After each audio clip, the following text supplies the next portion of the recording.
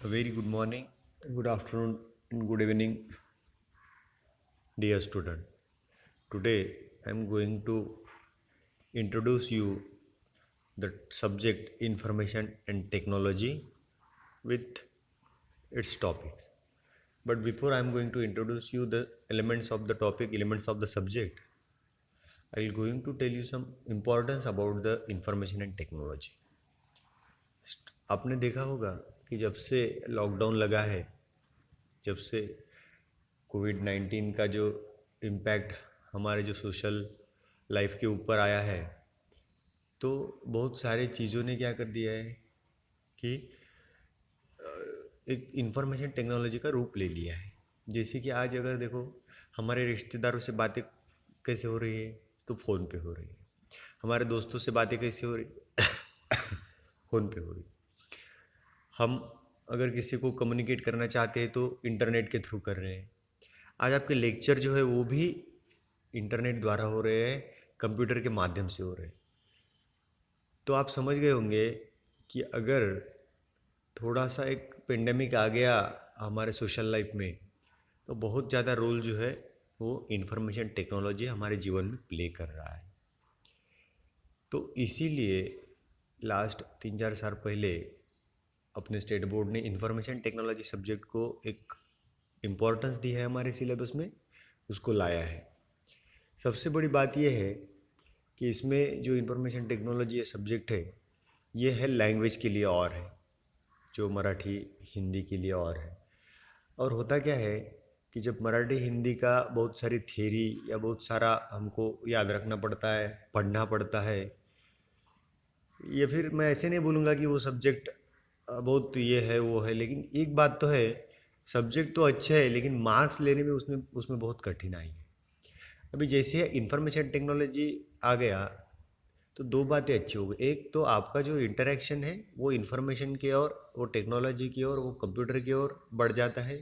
यानी आपको कंप्यूटर के लिए अवेयर करना है, यही एक्चुअली सरकार का, यही अपने स्टेट बोर्ड का जो है मोटो है कि भाई जो भी बच्चे हैं, जो आगे जाके फिर क्या होता है कि आप जो अब बीकॉम करेंगे, सीए करेंगे, सीएस करेंगे, बीबीए करेंगे, जो भी आप ग्रेजुएशन डिग्री लेंगे, तो आपको क्या है, तो एक सब्जेक्ट कंप्यूटर का कंपलसरी है। क्यों?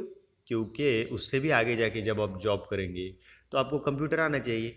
चाहे आप किसी कॉलेज में लेक्चरर क्यों ना हो, चाहे आप किसी कंपनी में सेक्रेटरी क्यों ना हो, चाहे आप किसी ऑफिस में मैनेजर क्यों ना हो, चाहे आप कुछ भी आपकी पोस्ट हो, आपको कंप्यूटर कंपलसरी है। कि बैंक में मैनेजर क्यों ना हो, यानी आप जहाँ भी जाएंगे आपका एक जो है, एक चीज़ जो है, एक एंटिटी जो है वो आपका पीछे नहीं छोड़ेगी, वो है कंप्यूटर। तो अगर आपको कंप्यूटर पे बैठना ही है किसी भी पोस्ट को हायर करके, तो फिर ग्रेजुएशन के लिए आपको कंप्यूटर कंपलसरी किया है। अब इसको देखिए, भी स्टेट बोर्ड ने भी क्या कर दिया है कि स्टेट बोर्ड ने भी आपको 11वीं से ही कंप्यूटर शुरू कर दिया है। तो पहले मैंने जैसे बताया था कि इसके दो मोटो है। एक तो पहला मोटो ये है कि जो भी 11वीं 12वीं का स्टूडेंट है वो क्या करता है, जनरली वो देखता है कि भाई मुझे परसेंटेज कैसे ज़्यादा मिलेंगे, मैं स्कोरिंग सब्जेक्ट की ओर कैसे जाऊँगी। जैसे कि हमारा अकाउंट है, अकाउंट में क्या है कि आपने पूरे के पूरे प्रॉब्लम सॉल्व कर दिए तो आपको 100 आउट ऑफ 100 मिल जाते हैं। तो हमारा आईटी सब्जेक्ट भी वैसा ही है कि हमारा जो आईटी सब्जेक्ट में प्रैक्टिकल है, जो कॉलेज की तरफ रहता है 50 मार्क्स का, और 50 मार्क्स का रहता है ऑनलाइन पेपर। अभी ऑनलाइन पेपर हमारे लैब में ही होता है। आपका एक पासवर्ड आईडी आता है, अपने कॉलेज के कंप्यूटर लैब में आपको बैठना होता है, वहीं पे वो पेपर सॉल्व करना होता है। और बाहर से सिर्फ एक आदमी आता है जो आप पे नज़र रखता है, और जो मैं पढ़ा था उसी में से ऑब्जेक्टिव टाइप क्वेश्चन आते हैं। तो आपको ना कोई कोई थ्योरी पेपर लिखना है। हाँ, हालाँकि कुछ टेस्ट वेस्ट मैं लूँगा तो वो थ्योरी में ही लूँगा जब कॉलेज शुरू होगा तब, लेकिन तब तक के लिए अपने को क्या है, या फिर उसका जो फाइनल पेपर रहेगा, 12वीं का भी फाइनल पेपर रहेगा, तो क्या रहेगा, एक तो ऑनलाइन बेस रहेगा और दूसरा तो प्रैक्टिकल बेस रहेगा। तो इस वजह से क्या होता है, स्कोरिंग ज़्यादा जाएगा आपका। अभी एकदम समझने वाली बात है कि आप प्रैक्टिकल के लिए 12वीं में आए हैं, तो 12वीं का साल आया आपका तो इम्पोर्टेंट है, तो वो 50 में से मैं क्या करूँगा, आपको बहुत सारे मार्क्स आपको डाल दूंगा, जिससे क्या होगा, आपको आगे स्कोरिंग में फ़ायदा होगा।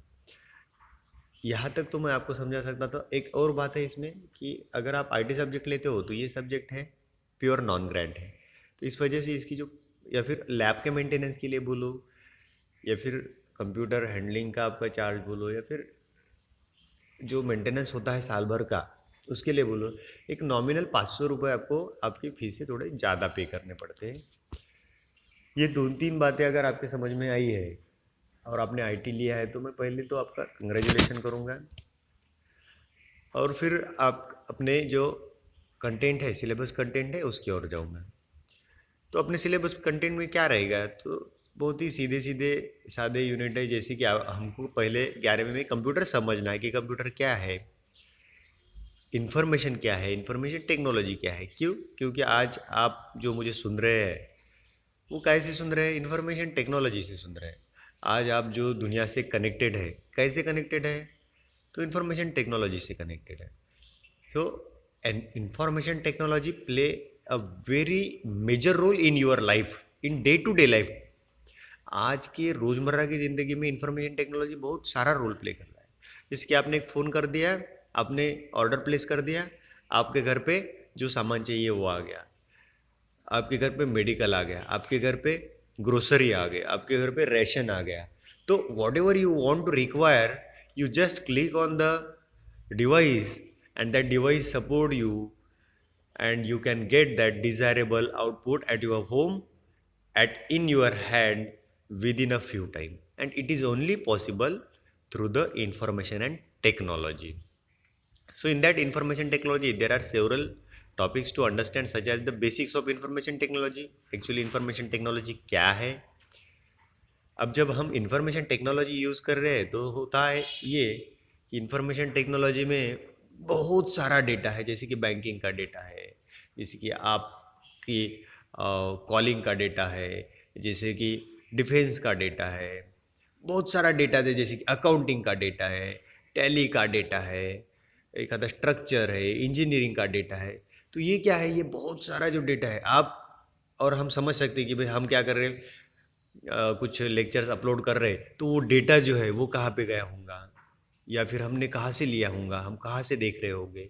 तो ये समझने के लिए एक दूसरा यूनिट है। फिर पहले तो हमें बेसिक इन्फॉर्मेशन टेक्नोलॉजी क्या है ये समझना है, कंप्यूटर क्या है ये समझना है, उसके बाद में समझना है कि जो भी हम डेटा आज देख सकते हैं, सुन सकते हैं, पढ़ सकते हैं, ये डेटा कहाँ पे स्टोर हो रहा है।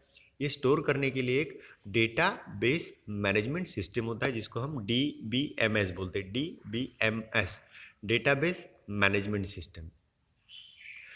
फिर अब ये हो गया डेटा।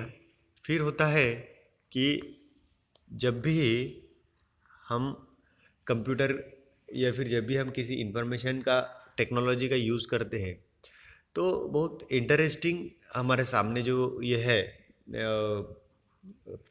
प्रेजेंटेशन है वो होता है।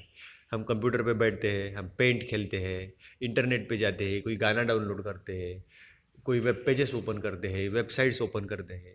तो ये कहाँ से आते हैं, या फिर ये कौन करता है, या फिर किस लैंग्वेज में करता है, या फिर क्या यूज़ करता है।